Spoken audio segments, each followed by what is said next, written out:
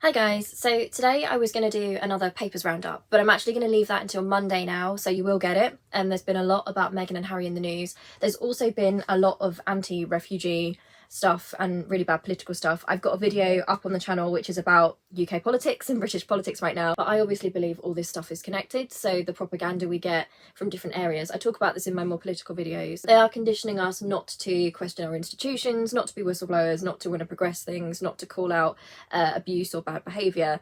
That's the conditioning. It's happening all across society. So the royal family isn't just serving as the usual, like, you know, the soap melodrama to distract us from that stuff. Although, yeah, in some ways it's serving that purpose. But I don't believe it's an entirely separate thing. I think that actually part of that royal stuff that we're seeing on all the magazines and all the women's magazines, etc., is actually part of the propaganda and indoctrination that all ties in with the political sphere. Like, I think it's all connected. Like, maybe I'm wrong, but I think it's connected. But what I wanted to talk about in this video is the titles situation.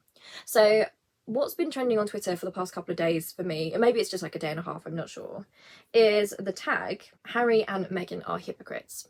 So I wanted to delve into this. It really interested me. So I'm not a great royal expert. I'm interested in the system and I'm anti-monarchy. Bias is right there for you at the start of the video. Don't believe in the monarchy, think it's a terrible system. But it was recently made officially known that Harry and Meghan's youngest child, their daughter Lilibet, has been christened, and that she is taking the title Princess Lilibet and Archie is taking the title Prince Archie. I almost don't even like the phrasing of taking the titles, because this is actually something that happened according to royal law and stuff, which I think is all ridiculous anyway. As soon as Charles became king, I believe that his male line, their kids were entitled to become prince and princess. So it's interesting to me that just the very notion that it's only just become kind of knowledge, even though it's something that automatically would have happened, and that it's kind of on Harry and Meghan to come out and say that. And that's interesting that the royal family didn't immediately make that known, and that, you know, I don't know, it just feels dodgy. Maybe there's reasons behind the scenes, maybe there was communication, like maybe, I don't know, but I just think that's odd, because it's kind of put the pressure on Meghan and Harry and the kids, and now it allows it to be framed as in like they are taking the titles, right? Something they're not entitled to. Now bear in mind, I don't believe anyone's entitled to any title at all. Title, I said titles a lot. But I don't think any of us are, you know, based on our birthright. Like, you're not entitled to some, like, birthright, like, princes and princesses and stuff. But people who do believe in that system and who are monarchists are absolutely showing themselves here. And it's ridiculous and actually kind of funny, because they are kicking up the hugest stink imaginable about the fact that Archie and Lili have titles, right? And it's so twisted, because what we are seeing, there is, and again, I've spoken about racism in modern Britain, right? It's not necessarily saying slurs. You look at the amount of grown adults, the actual, like, the gleeful, hateful anger and hostility they have about the fact that Archie and Lili, they want them to have their titles taken, right? They want them to be stripped by the king. It's kind of a narrative of humiliation, right? It's, you're not one of us, and we want you. We want the king to, like, strip those titles away because you're not worthy. There was that rumour a while ago, wasn't there? And I don't even know how true this was. It could have just been any sort of, like, gossip. The idea that Archie and Lili might have to earn their titles. And I'm not saying that's actually a thing. I don't know if that's actually a thing. But that's certainly worth looking at in terms of the mentality here, which is that people seem to be under the impression, and these are monarchists who should, by definition, believe in the rules of monarchy, in the sense that when Charles became king, remember, monarchy's not a democracy. You know, it's not about popularity. If you believe in monarchy, you believe in that system, right? Whether or not you like the people, you believe in that system. So monarchists who are like, Archie and Lili shouldn't have their titles, and are really angry and actually want the king to, like, strip them of their titles, are really showing themselves. Because the deal is, if you're a monarchist, that this is like an ancient tradition. I've even seen people, I delved into the Daily Mail comment section, which I wouldn't recommend doing it if you're having a bad day. And I'm seeing people saying things like, I'm really disappointed in the king, you know, maybe it is time for a republic. And there's even, I even saw people saying, I'm not joking, and there were loads and loads of likes on these comments, that there should be a vote, that the people should be able to vote about whether Archie and Lili should have their titles or not. I think they misunderstand. Monarchy is not a democracy. Like, I'm sorry, but if you're a monarchist, you don't get a say. If you are a monarchist, you're a subject, right? You just, sure, you can enjoy the pomp and, you know, watch it going on, but you don't have the power to change anything. It looks like these people want democracy. If you want democracy, end the monarchy. If you want a vote about whether or not Harry and Meghan and their kids should have titles, then my friend, you're an anti-monarchist. Right? But no, there's a specific sort of racism, and I've seen this with Meghan. There is a feeling among people, right? It's hard to pinpoint in words, but you will know, because I'm mixed race myself.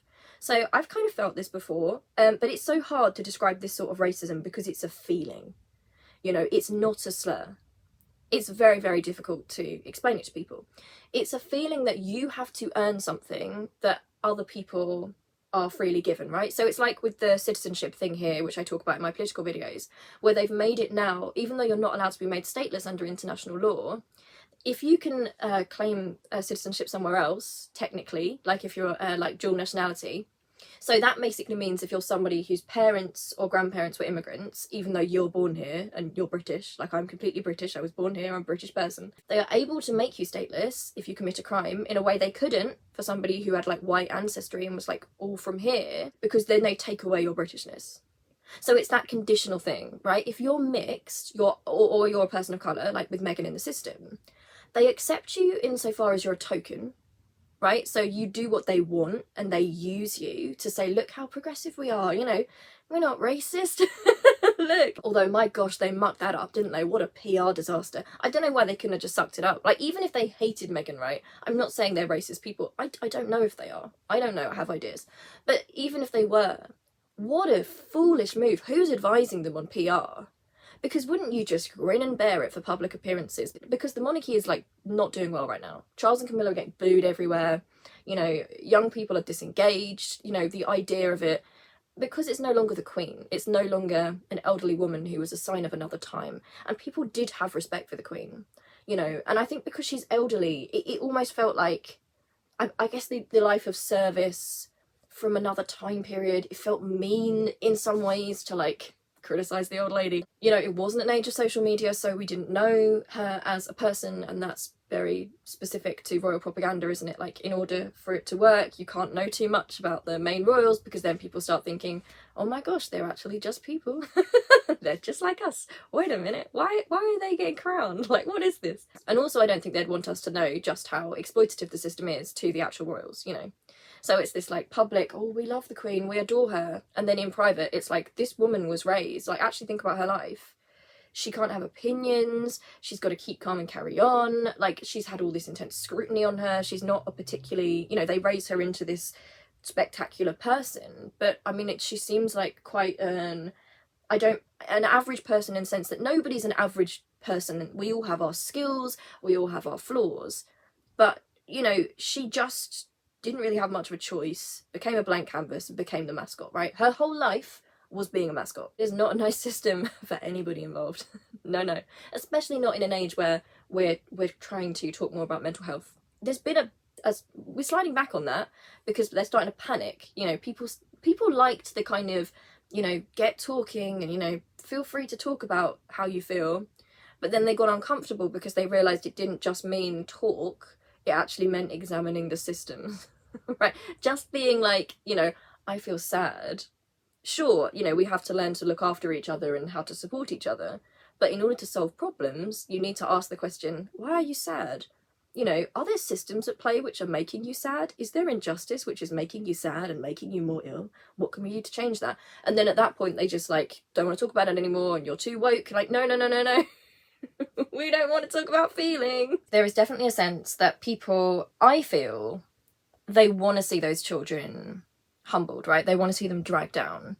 They want it made clear in the public eye, which is ridiculous, because if you think about it as monarchists, George, Charlotte and Louis are already above them in the monarchy order anyway. You would think that would be enough, but that is not enough, right? They're still a threat to the system, and they do not want them to be part of that system at all. It has to be, I mean, people are actually saying they want Charles to strip those things from his grandchildren, to actively say, you know, you can't have those titles. Like, I don't want you to because of what? Because of the actions of their parents. And this is also why it doesn't make any sense. And I feel there's deep sort of racism rooted into this, right? Because if you think about what's come out about Andrew, for example, Beatrice and Eugenie are not to blame or responsible for their father at all, right?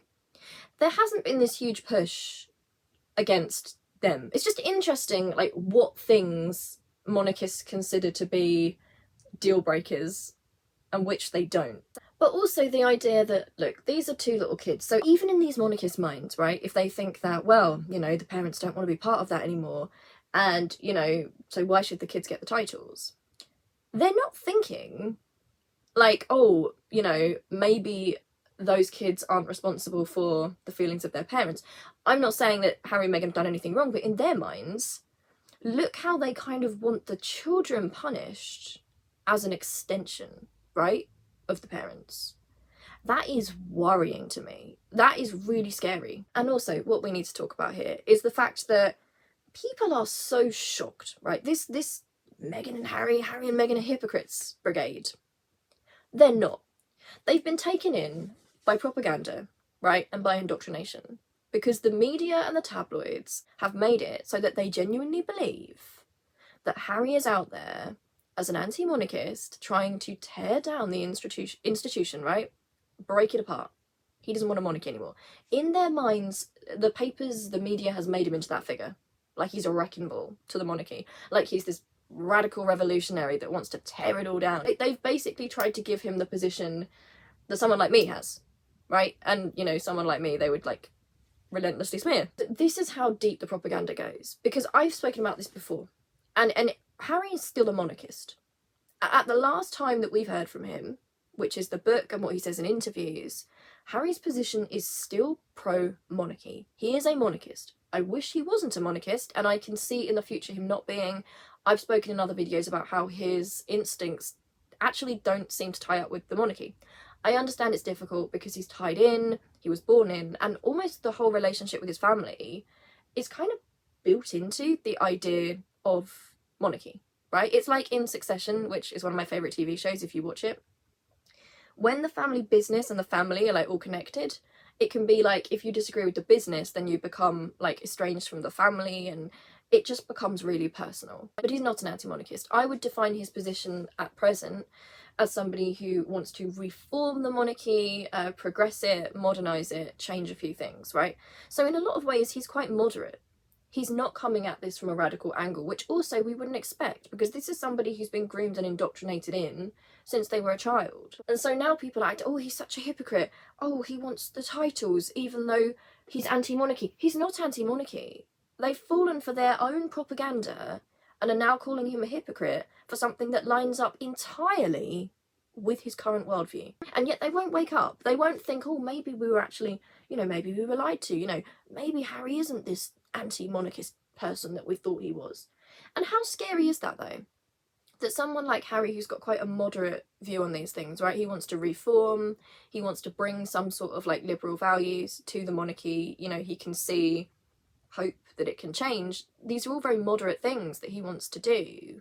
Yet he's been treated like he's an extremist, and I would argue that being anti-monarchy isn't even an extreme position, but in the politics of Britain right now, they've made it so it is, you know, leave if you don't like the monarchy. And again, it works as a threat to everybody else, because if somebody just wanting to progress it, right, he hasn't said he doesn't believe in monarchy.